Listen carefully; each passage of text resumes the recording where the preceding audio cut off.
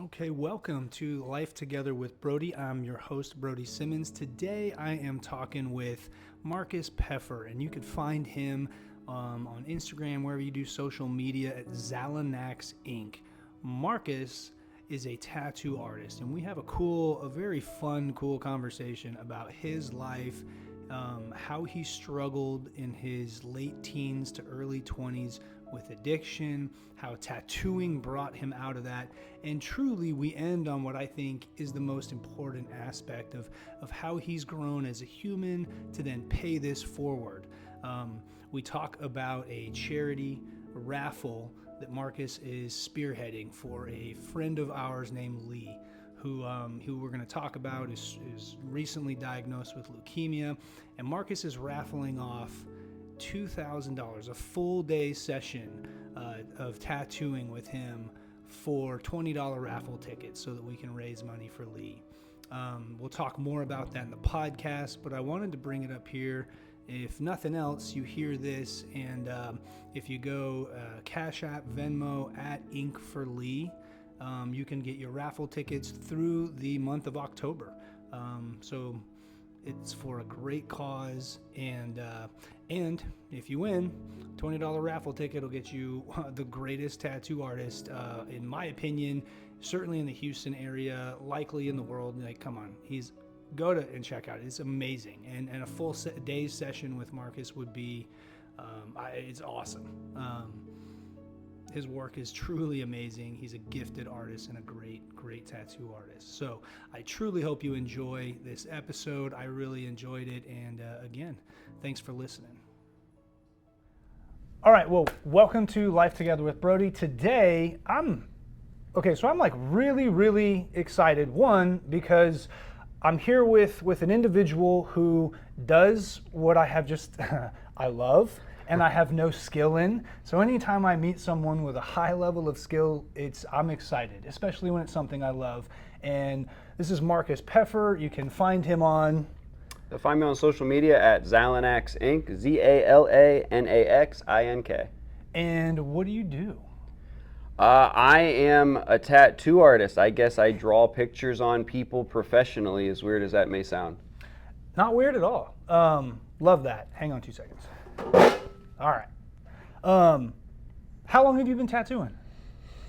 Oh, I want to say I've been tattooing now for a little over 5 years. I've been in the industry now about 6. Okay.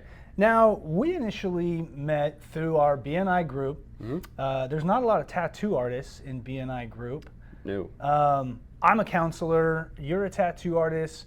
Our worlds actually collide from time to time. Yeah. Anyone who's ever gotten a tattoo artist, it's kind of like an extended haircut almost, where you talk to the person who's kind of working on you. Absolutely. And so you hear all kinds of stuff. Yeah, no, 100%. I've heard some of the most beautiful stories ever to some of the most traumatic ones. Somehow, some way, I double as a therapist, although there is no way I'm qualified. We'll take that as a go, man. That works. Just listening is half the battle. So yeah. You probably are a great therapist deep down in heart. What I like to do when I get to know someone, especially in my world, I work with teens and young adults, man, I just like to shoot a bunch of random icebreaker questions. Sure. Can we start with that and then get into like your world? Yeah, absolutely. Sweet, man. What's your favorite movie? Monty Python and the Quest for the Holy Grail, hands down. No question. And do you have a favorite scene? I mean, there are so many. Oh, yeah, Black Knight. Okay. Dude, I didn't even realize that. Yeah. No, it's just a flush one. You'll be all right. Absolutely. Okay, so if you're younger than us, you maybe haven't seen that. So parents, do your appropriate education of your children.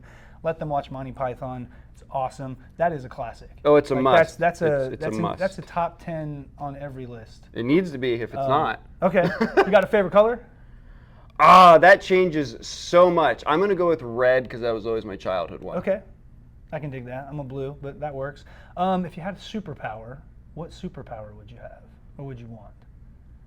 I'd have to go with flying. Honestly, I mean, you're not going to rob a bank flying or nothing crazy, but man, have you ever wondered and looked outside and thought, what would it be to see the world from a bird's eye point of view? Oh, yeah. Absolutely. Flying is high on the list. Plus, it's also like, you leave the show, everyone's grabbing their car keys, and you're just like, all right, see you guys later. Absolutely. Like Gone, I'm out. that kind of seems awesome. Okay, well, so you're tattoo artist here in Spring, Texas. You're not from here originally. Tell us a little bit about your story. When we met and we got to talk a little bit the first time, you had some hard stuff to go through to get where you're at. Sure. Yeah. So I have a bit of a longer story. The best way to tell my story is just to explain how in the world did I become a tattoo artist. Okay. So like anybody else is in this industry, I drew a lot as a kid. Cool, that's the end of that part of the story. Nice. Got into soccer at a fairly young age, and I guess you could say I was okay at it. Had the opportunity to travel, had the opportunity to play in another country. I was... How old were you when you were doing that with soccer? I would have had to have been under 16 for sure. Okay.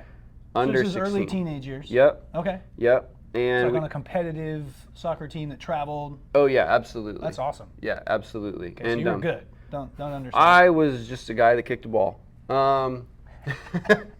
And as it progressed, you know, I got onto better and better teams. But my God, was I an arrogant hothead. There was no sense of humility in me at all, and I think a lot of that did lead to my downfall in a sense. Got to the age of 16 and ended up breaking my pelvis while playing. Ouch. That lost a lot of opportunities for me. It changed who I was as an athlete, and ultimately that was also during the era of opiates are non-addictive according to doctors. So that, over the course of time, sent me down the road of addiction, to say the least. Yeah. The list of things And that you were about 16? yeah, at 16 when that break happened. Started to get involved in the wrong crowd around that same time. So from an emotional state, I imagine, and I had a similar experience in my high school days, just the devastation, right? An idea of this is what I wanted, this is who I want to be, this was my identity, and then in a moment, no, it's not. Yeah, absolutely. That's a pretty overwhelming emotional shot, an ego shot to a young person's mind. Oh, 100%. If there were, well, so you navigated that in a similar way that I did, Yeah. which is make poor choices in the drug world. Absolutely. And how did that look for you over the course of time? Oh, not great. Even through high school and stuff, it wasn't into quote unquote hard drugs at that point through high school. I can't really pinpoint exactly where like Percocets, like abusing that really started exactly. Because you had a prescription. In the beginning, yes. But I would say it was more so the initial bad choices, and then it led to me just not caring to some degree. And like I said, I don't really know exactly where it all started, but even still, I graduated high school, tried to do the college thing, ended up owning a marketing company for a little bit that was doing all right. That's how I was actually introduced to B&I. So you're still persevering in life. You could say that. Okay. To the best of what you could. I was a functional addict for a little bit. Okay. Until I wasn't. Blew a pretty big deal that would have changed my life with the marketing company, and that eventually led to me becoming homeless, losing my home, losing the business, losing everything I owned, burning books in abandoned buildings to stay warm, and dumpster diving at Little Caesars to eat food. How old were you at that point? At my lowest point, I would say I was somewhere in the realm of 22 to 25. Okay. For sure. So, started with this pelvis injury, finished high school, but got just really derailed your path. Yeah. Again, like functional, as in like you're still attempting to do young adult life, move into young 100%. adult life. Yeah. Well, I bring that up is that a lot of teenagers and young adults now get really overwhelmed with emerging into young adult life, and to have a big blow like that as well. I do have a question. Like, if you could go back and like even talk to yourself or get your 17 or 18, your senior self what you would need to stay on track, what would that have looked like? Man, I'll be honest, for me, it all came down to ego. Ego was everything. I was so dead set on, no, I can still do this. I can still be that degree of an athlete. I still got this. Whereas if I would have just pulled back, accepted the fact that I am a human and I am not God, my life would have been a heck of a lot easier and I would have been sober so much sooner. What kind of support do you think you would have needed to do that? I look back at my life and I think the same thing, right? Like, I just was not, I mean, that ego comes up all the time. Yeah. It keeps us from reaching out, keeps us from asking help. I think more so with young men as well. Absolutely. And all that does is prolong the kind of pain. Yeah, 100%. And it's my support group, unfortunately, the reality is of me, my home life was great. I had a good family. I had a good everything. This was all me and self-inflicted choices that I made. Because all of a sudden, when I looked in the mirror, I saw a person that was lesser than that I remembered. Where before I could back up what I was doing and what I was saying. And then one day I just couldn't, and I just wasn't the same. And so I don't know if this was a support group thing. I think this was simply I needed to grow up and learn about the world thing. Yeah. Oh. And I really do mean that. My ego destroyed me for so long. And that's probably why you'll never really hear me talk myself up in any regard. I do not like the person that I was before. And the person that I am today, I can look in the mirror and be happy with who I see. And how did you get to that spot, which is the spot that I think is valuable for everyone? Everyone's got problems. Everyone has things that have talents, things we're good at. But also at the end of the day, being able to look at yourself in the mirror and say, I like that person that I see. That's about who you are as a person and less about what you do. It's how you do it. In my perspective, it's how we do life. So how did you shift and come out of that hole of homelessness, that self-loathing? Well, to get through that point, I had to continue to learn some lessons. Ended up going to jail. I think, believe it or not, I'm one of those people that going to jail definitely saved me and helped me. I go there and I start drawing again, and I'm in there for a fair bit of time, and when they let me out, I finally get out treatment in lieu of conviction. I had been given a genuine second chance at life. And they let me out. We go to this rehabilitation center. And they're like, all right, everybody, we're going to go to this AA meeting. And me at the time, I'm not going to go to no damn AA meeting, just me being and where I was. 26, right? At that point, I'm 26. At that point in my sobriety, I'm not mentally there yet. And they're like, okay, Marcus, I see you don't want to go. And so here, sit down with us real quick. And I'm like, okay. So like, Marcus, so you're here treatment in lieu of conviction, right? I'm like, yeah. They're like, that's awesome. So that means you do all this stuff and everything gets wiped away clean. You're not a felon. Nothing happens on your record. You're golden. I'm like, yeah, they're like, right. Like, okay, that's awesome. Or you cannot listen to us and go to a federal prison. What do you want to do? And I'm like, okay, fine. We call that like the harsh reality. Yeah. You don't get all the choices in the world. You get these choices. 100%. Yeah.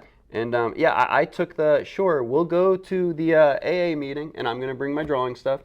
And lo and behold, the guy that was running that meeting owned a tattoo shop.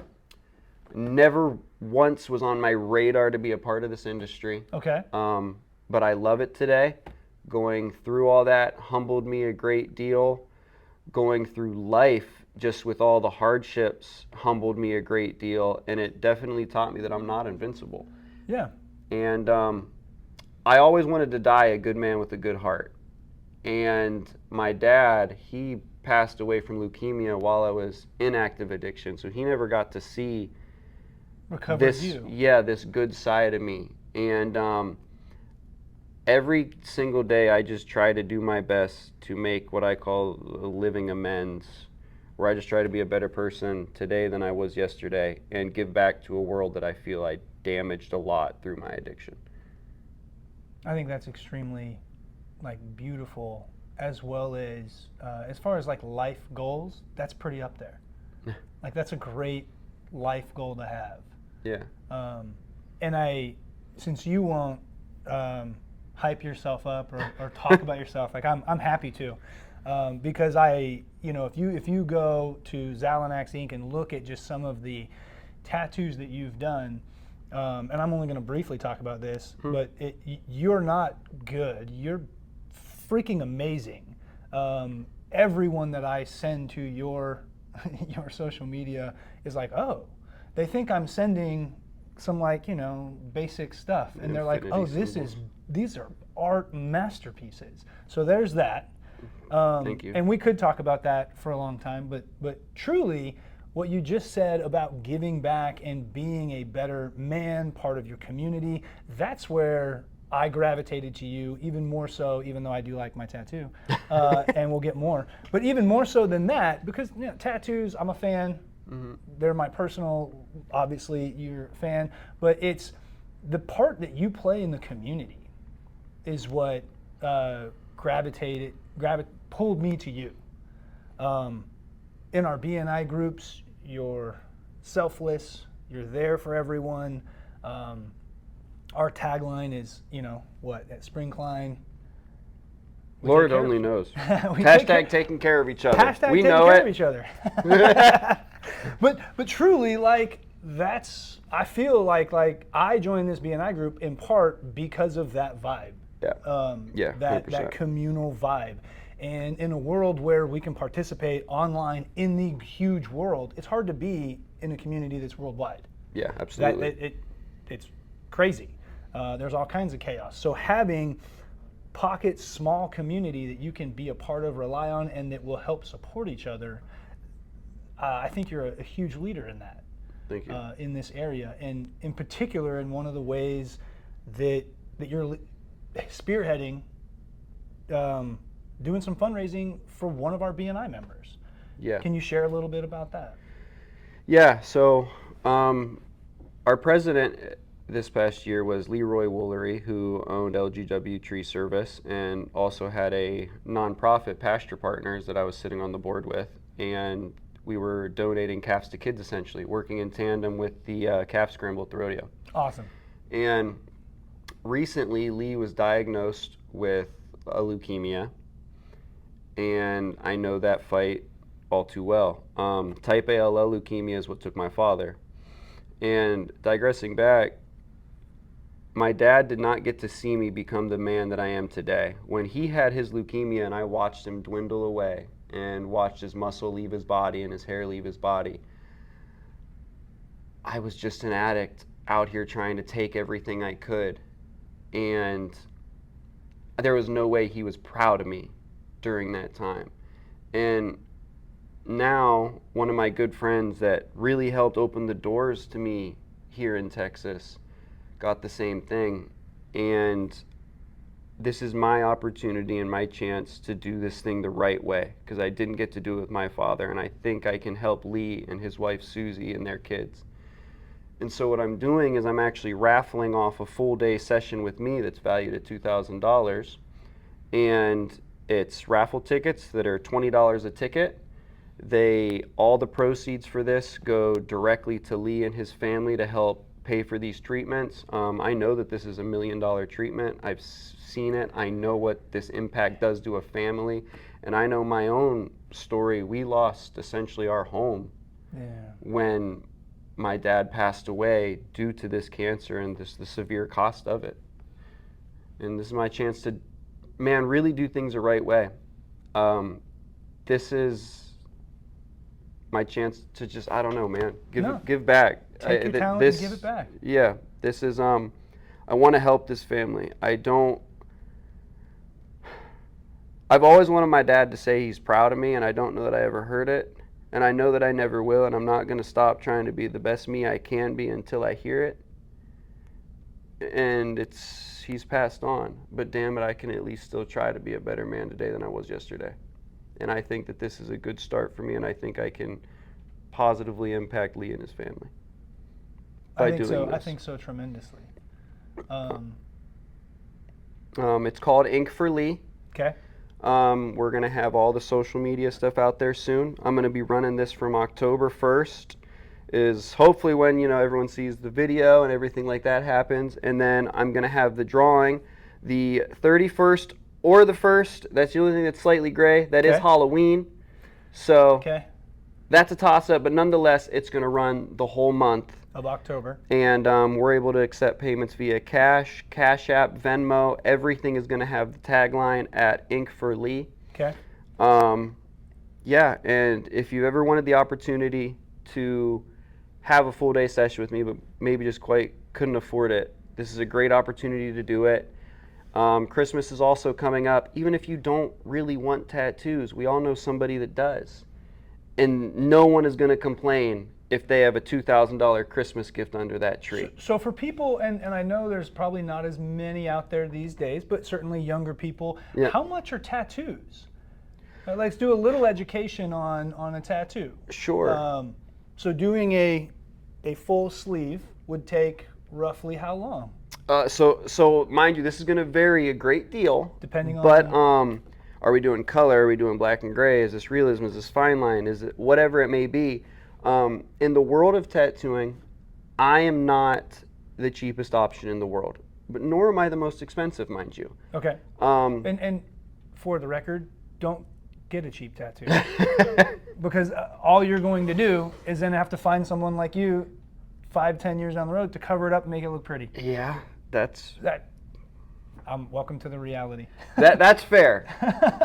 That's very fair. So there are projects that I've done that are over $10,000 that take a year or more to do. Would that be like a big back tattoo? Yeah. Yeah. So I've got a dragon tattoo that actually a quarter of that whole tattoo is a cover up, in fact. Gotcha.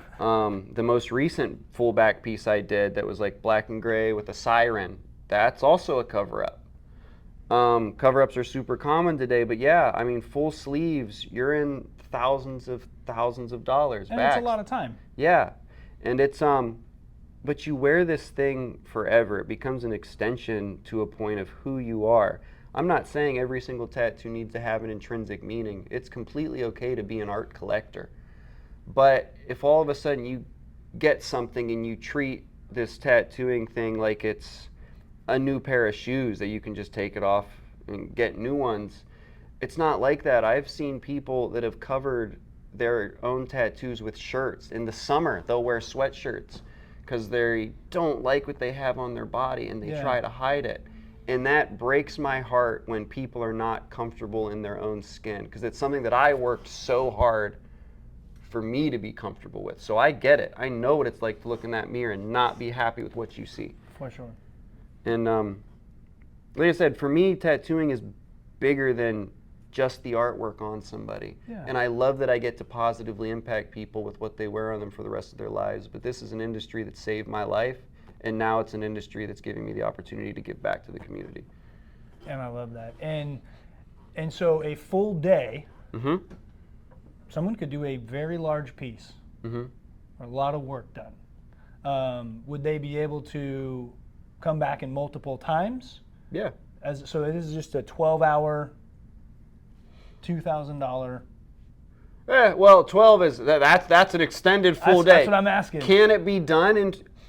I'd be lying to you if I said I haven't done full days in 12 hours. Okay. What I will say is the person getting tattooed got very, very close to the point of hysteria if they weren't already in it.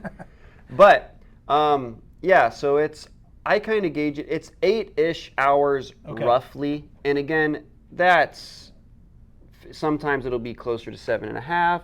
Sometimes it's been 12. At the end of the day, if I say that I can do something in one session, through hell and high water, we are going to do it in one session unless you tell me, Marcus, I need to stop. I cannot do this. And if we've hit that 8-hour point and I thought it was going to only take me 8 hours and I was wrong, you don't have to come back and spend more money because I was wrong. Sweet. I quoted it wrong. And so we're going to do the second session, get it finished up, and then away we go. Nice. And so for this raffle, $2,000. Tickets are $20. We have the month of October. What's your reach I mean, obviously we're in the Spring, Houston area. Anyone in this area, we'll put up all the contact information and sites. Go to your site. There's the Venmo. There's the Venmo, there's the Cashapp, there's going to be cash in hand if you're more local. All the people that are in Spring, I'm also going to have some people wearing inkforlee t-shirts that are going to be going from business to business to business. So if you see one of them, or if you see somebody with one of these shirts, feel free to talk to them. These aren't shirts that we're necessarily going to sell. It's to let people know that, hey, these are the people that have the ability to sell these tickets in person. Outreach outside of that, I've tattooed people from other states. I've helped them get hotels locally. So it doesn't matter what state you're in. We'll find a way to make this work. And at the end of the day, if it's valued at $2,000, for example, right? The flight is not going to cost $2,000. The hotel is not going to cost that. The ticket, let's say you only bought one and you got lucky. You still won. Yeah. You still won coming from anywhere. Heck yeah. And at the end of the day, yeah, while it's going to be super cool for someone to get that full day, what's more important to me is who this is helping. Yeah. And it's helping them just as much as it's helping me. Because I firmly believe Lee is going to win this fight, but that doesn't change the fact that there's still a fiscal fight that takes place after the fact. For sure. And I'm just, again, super thrilled and proud. Hang on a second. I'm super thrilled and proud that just you came up with this idea and they're spearheading it. Yeah. And then we're going to be able to provide an opportunity to really help his family financially in this difficult space. Absolutely, and as am I. I'm just happy to be doing the right thing today. So cover-ups, a billion colors, because you've got the whole plethora of colors. Any design, look at Zalanax Ink on your Instagram. Mm-hmm. And get some raffle tickets, get a free tattoo, a huge tattoo if you want it. Yeah. Man, Marcus, thanks for coming on, dude. No, thanks for having me. I appreciate it. Pleasure, Brodie.